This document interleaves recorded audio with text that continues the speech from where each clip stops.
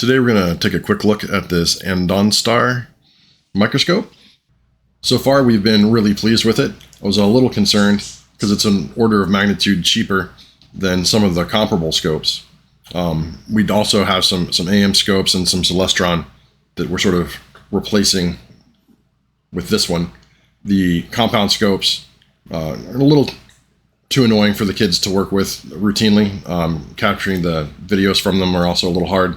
The Celestron is no longer supported, so it's always easy for the kids to use, but it's hard for us to get the video off.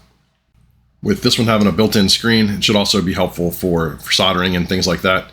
It does have 3 different lenses. If you want to use the slide viewer, which it did come with, and a few sample slides, you do have to remove one set of these helping hands there. But just like that, we're set up and ready to go.